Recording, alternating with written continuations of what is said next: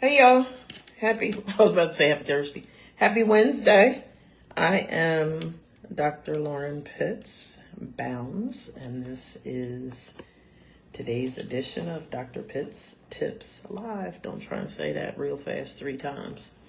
So, a question that keeps coming up for me when I'm doing couples therapy is, Dr. Pitts, why doesn't my partner want to spend time with me?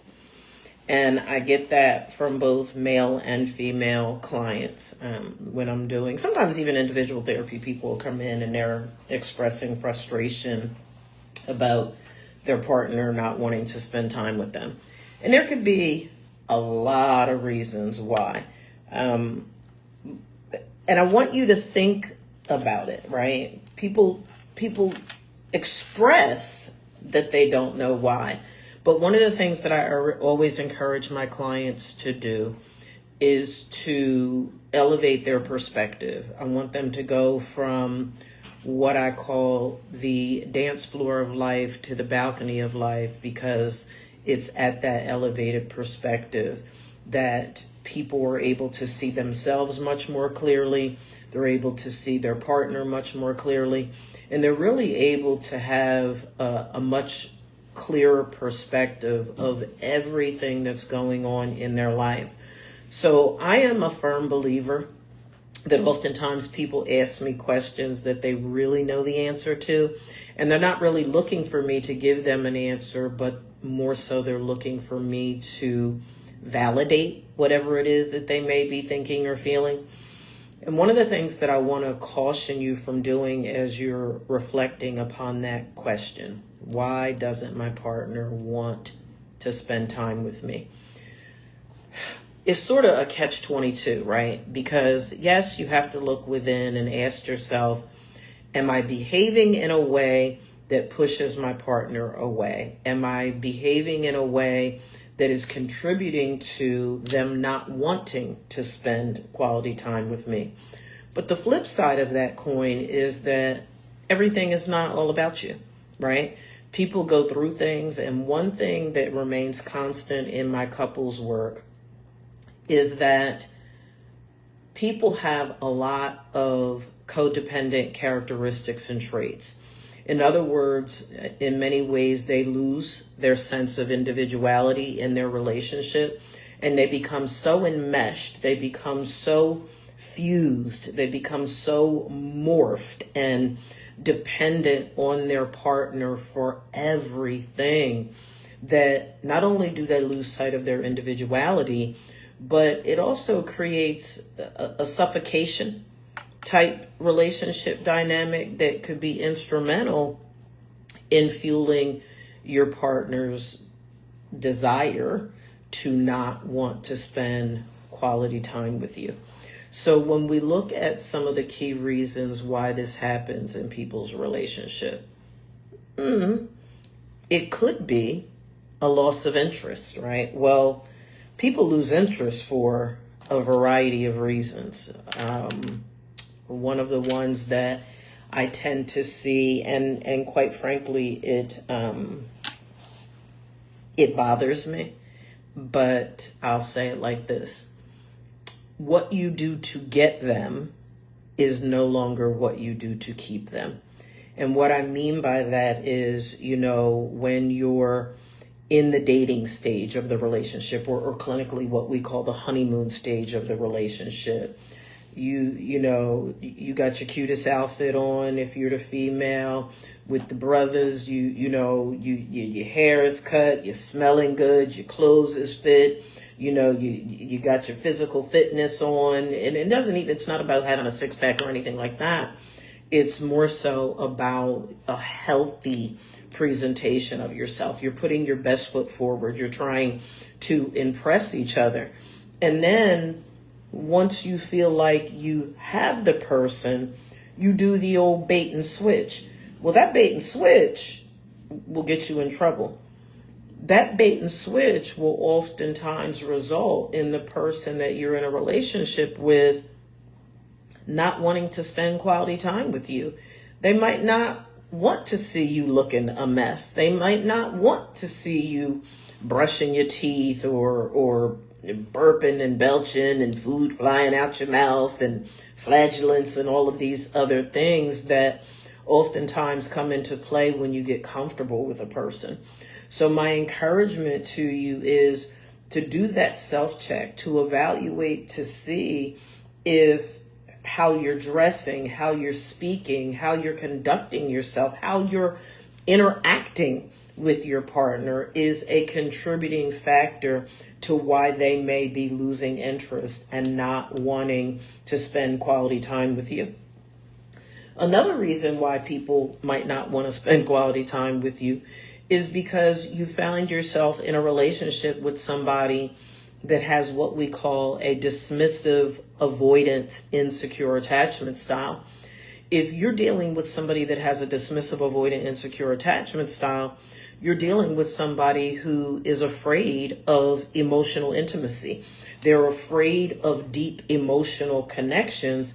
And because of that, that quality time can oftentimes present itself as substantive, right? You're not doing things that are really superficial and surface level. So they tend to shy away. It's like, it's cool in the beginning when you're dating and everybody's all rah, rah, rah and woo, woo, woo.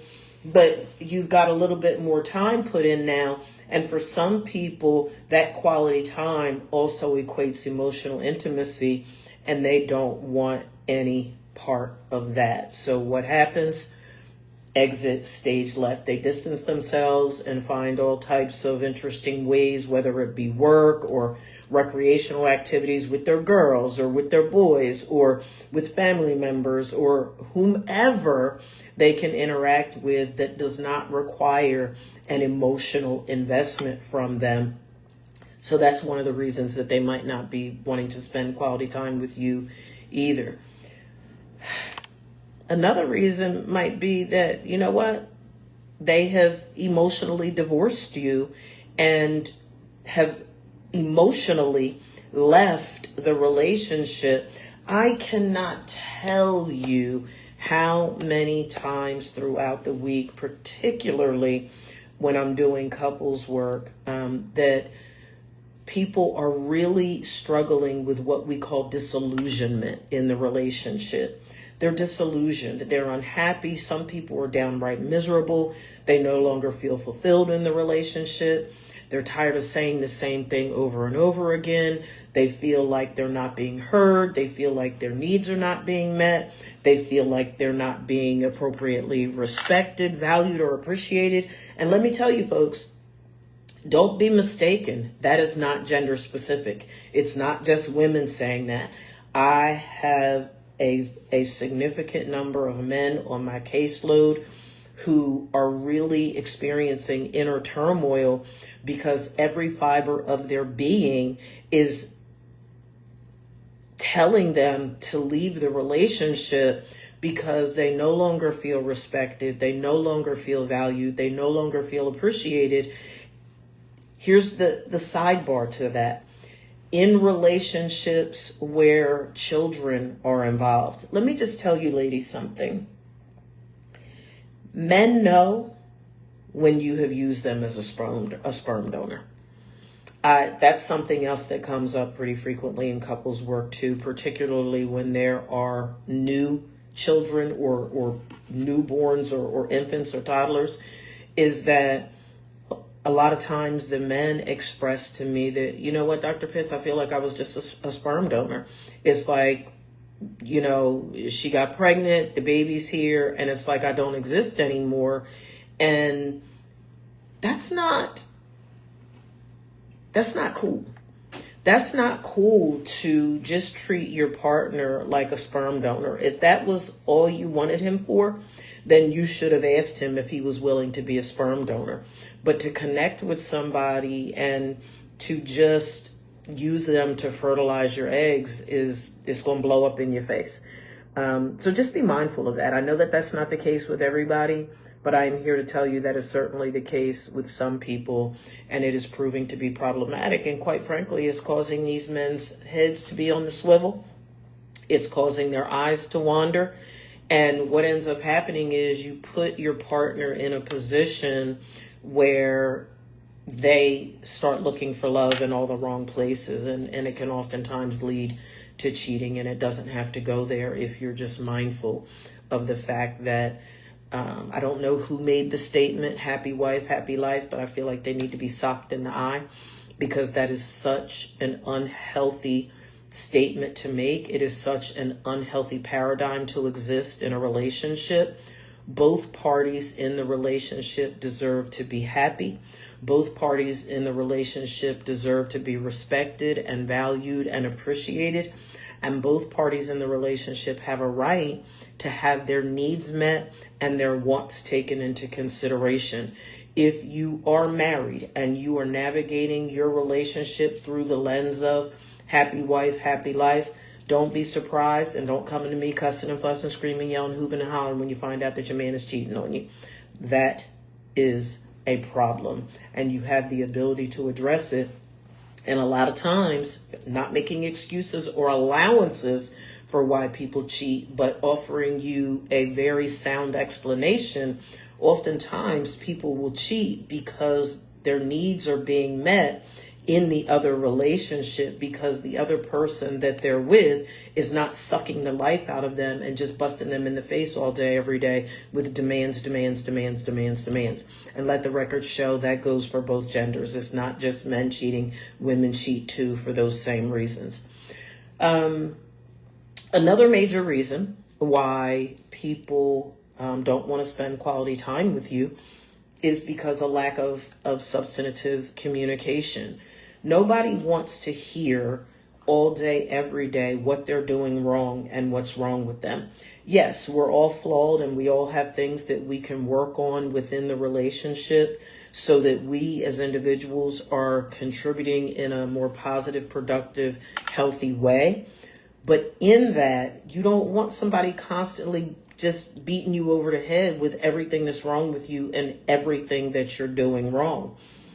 Look for the good. Show some gratitude in the relationship. Show some appreciation for the things that your partner is doing right. And oh, by the way, don't forget, as I said last week, each of us teach other people how to treat us. So don't get pissed off and act crazy at your partner for behaving in a way that you have allowed them to behave. You cannot get mad at somebody for treating you in a way that you have tolerated. It is your responsibility to teach people how to treat you and to hold them accountable for treating you in a way that is acceptable to you.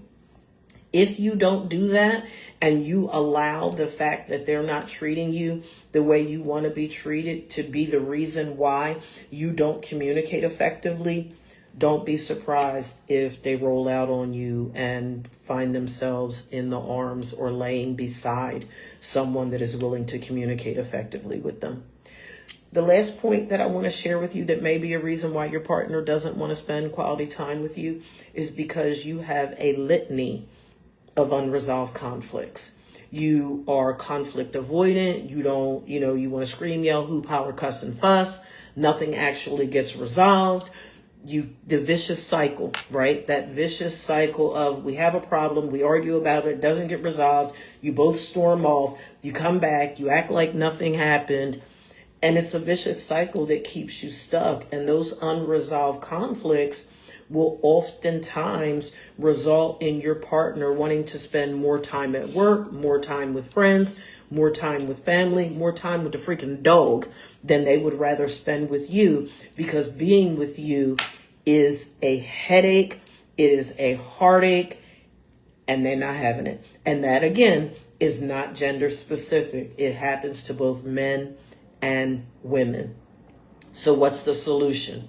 Look in the mirror first and foremost and ask yourself if your behavior, if your communication style, if your overall presence in the relationship is positive and productive or unhealthy and debilitating, and take responsibility and accountability for any part that you might be playing in your partner not wanting to spend quality time with you. I hope that helps. I'll see you back next week. Same time, same channel. Have a good night, everybody. Thanks.